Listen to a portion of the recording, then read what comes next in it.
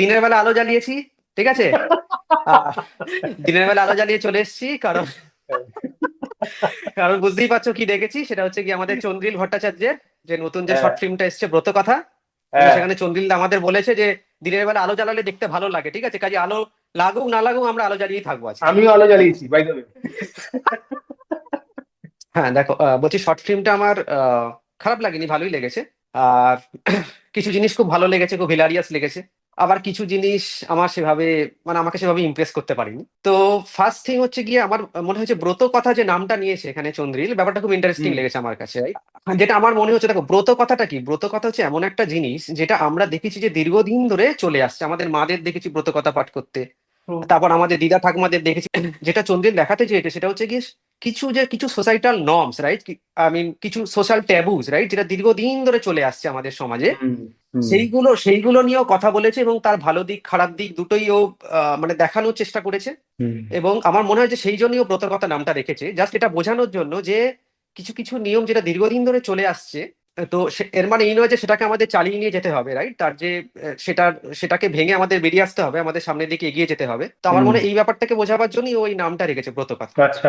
দেখো একদম শুরুতে তো একটা দারুণ হিলারিয়াস সিন ছিল, যেখানে বলছে যে দিনের বেলা এখানে আলো জ্বালানো হচ্ছে সকালবেলা, যেটার জন্য আমরা আজকে আলো জ্বালিয়ে রেখেছি। আর এটা দেখে আমার অনেস্টলি মৈনাকদা একটা কথাই মনে পড়ে গেল, ওই গীত গোবিন্দ যে গানটা ছিল চন্দ্রবিন্দু, তাতে একটা চন্দ্রেরই লেখা লাইন ছিল যে সোনা বড্ড বেশি ঝলমলাও লিফটে ওঠো একতলায়, ঠিক আছে। আমার মনে হচ্ছে অনেকটা অনেকটা এই ধরনেরই খোঁচা দিতে চেয়েছে, এবং চন্দ্রিল এখানে যেটা করেছে না, মানে অনেকে এই লাইনটা পরে মনে পড়ে গেল। লাইনটা ব্যাপক লাগতো সেই সময়। ব্যাপক লাগতো না লাইনটা। অ্যাবসলিউটলি। আর একটা জিনিস যেটা আমার মনে হয়েছে, দেখো মানে অনেকে হয়তো বলতে পারে যে চন্দ্রিল, মানে চন্দ্রিল নামের সাথে তো আতলামি কথাটা যায় বঙ্গ সমাজে, অনেকে বলে যে খুব বড় আতেলো, ঠিক আছে, এবং অনেকে মনে হুম, হতে পারে যে ও সিম্পলি আতলামি করেছে। হুম। কিন্তু এক্ষেত্রে আমার মনে হয়েছে এই ব্যাপারটা একটু হটকে। এখানে কি করেছে, ও সমাজের যে সোকল্ড আতলামি যাদের আমরা বলি সেগুলোকে যেমন তুলে ধরেছে, এবং আতলামি গুলোর থেকে যে আমাদের বেরিয়ে আসা উচিত এই মেসেজটাও কিন্তু ও দিতেছে সবসময়তে।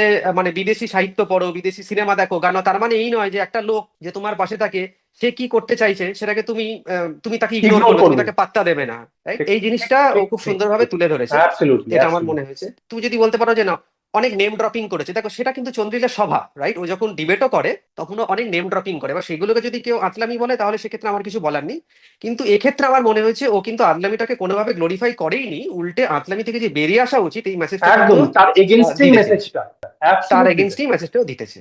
তো আমার প্রথমত মনে হয়েছে এটা মেনলি একটা ডায়ালগ বিটুইন সমাজের এলিট ক্লাস, বুদ্ধিজীবী ক্লাস যেভাবেই তাদের দেখো, এবং নন এলিট ক্লাস বলতে বলতে পারো, বা কমনার্স বলতে পারো। মানে এটা আমার মনে হয়েছে, মানে এটা একটা প্রবন্ধ হতে পারতো চন্দ্রিলের। মেন বক্তব্যটাকে ও অ্যাজ ইফ যেন ডায়ালগটা হচ্ছে ওর সাথেই, ওর মানে মানে he is taking both the positions and trying to argue the both the position. তা এটা প্রবন্ধ হতে পারে, যেন অ্যাজ ইফ প্রবন্ধটাকে তুমি একটা ভিডিও অডিও ভিজুয়াল মাধ্যমে দেখছো, আমার সেটা মনে হলো এক। আর এই যে তুমি হঠাৎ করে আলোটা নিয়ে যে কথা উঠলো, তা আলোর কথাটা ভুলে যাওয়ার আগে বলেই দিই, মানে আলোটা কিন্তু এখানে তুমি যদি খুব ভালো করে দেখো, আমি দুবার দেখেছি। হুম হুম। একটা কিন্তু মেয়েটা যখন দেখবে, মেয়েটাকে যে ও একটা এলিটিস্ট সমাজ এটাকে যদি ডিনোট করতে চায়, বা একটা বুদ্ধিজীবী, সোকল্ড এলিট যেভাবেই তাদের সেটাকে বোঝানোর জন্য দেখবে মেয়েটাকে দোতলা থেকে গ্রাউন্ড ফ্লোরে নামাচ্ছে। গ্রাউন্ড দোতলা, ফ্লোরে না, ভালো মানে সিঁড়ি দিয়ে। Ivory yes. টাওয়ারে বসে আছে, সেখান থেকে মানে এই সিনেম্যাটিক ইউজ গুলো করেছে। আলোটা জ্বালালো কিছু না, হি সি অর মানে ওর এলিট তারা নিজেদের চারদিক, মানে তাদের চারদিকে একটা হ্যালো রয়েছে, দে আর সামওয়ান স্পেশাল, এবং তুমি শুধু আলোটা জ্বালানো দিয়ে ওটা তোমাকে পিন পয়েন্ট করালো চন্দি যে দেখো আমি আলো নিয়ে একটা কাজ করবো, সেটা তুমি দেখতে থাকো। এবং তুমি যখনই দেখবে মেয়েটা নামছে, মেয়েটা যাচ্ছে, একটা একটা হালকা আলোর ফোকাস মেয়েটার মুখের উপর, ডান দিক থেকে বাঁ দিক থেকে পেছন থেকে আলোটাকে ধরেও বসছে, তুমি ভালো করে দেখবে।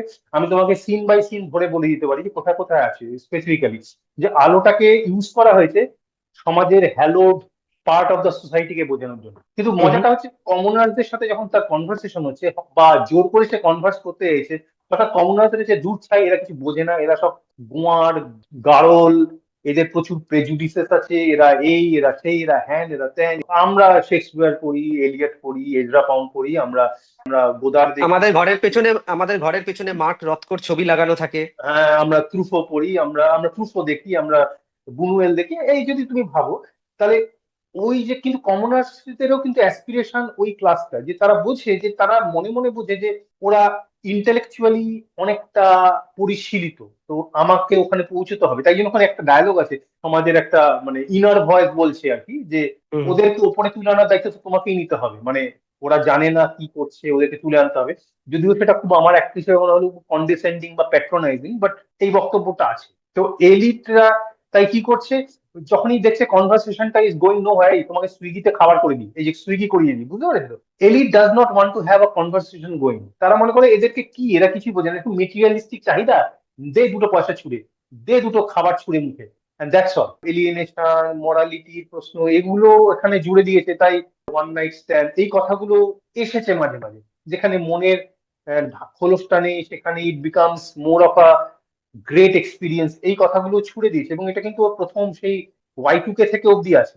মেয়ে পটাতে লাগে আমার ম্যাগির মতন 2 মিনিট, মনে আছে ওই ওই ওই ওই ডায়লগ গুলো? তো একদম এটা একটা একদম। কন্টিনিউয়েশন অফ হিস থিম, মানে ও যেভাবে ভাবে সেই ভাবনাটাকে এখানে ধরেছে আরেকবার, যে এই বক্তব্যটা হলো অ্যাকচুয়ালি এলিটিস্টদের উদ্দেশ্যে, বাবা তোমার আইভরি টাওয়ার থেকে এবার নামো, তোমার বায়বীয় মানে কথা বাস্তবের থেকে, মাটিটাকে দেখো। রাইট, তোমায় যদি রোজকার অন্নগ্রাসের চিন্তা করতে হতো তো তোমার সেই ক্ষমতাটা থাকতো না।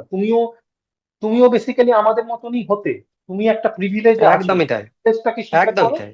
ইউ এবং বিলং টু তুমি এ সেখান প্রিভিলেজ থেকে নেমে সোসাইটি। এসো, এবং তুমি নেমে এসে আমাদের একদমই। অবস্থাটা আমাদের মতন করে বোঝো। যেটা আমার খুব ইন্টারেস্টিং লেগেছে, বিবিলিওগ্রাফির মতন চন্দ্রিল লাস্ট সিকোয়েন্সটা দেখবে, যেখানে ও, দেখাচ্ছে ওর মা পেপার সাবমিট করবে কোথাও, সেই পেপার সাবমিট হুম করার হুম উদ্দেশ্যে অনেকগুলো বক্তব্য রাখছে, আমি এর হুম হুম এর উক্তিটা দেবো কিনা, আপডাইকের চিঠিগুলো দেবো কিনা, বলছে যে ব্রহ্মপাদ উপাধ্যায়ের আমি অ্যানেকডোটটা দেবো কিনা, অস্কার ওয়াইল্ডের কথা চলে এলো, ভার্জিনিয়া উলফের কথা চলে এলো।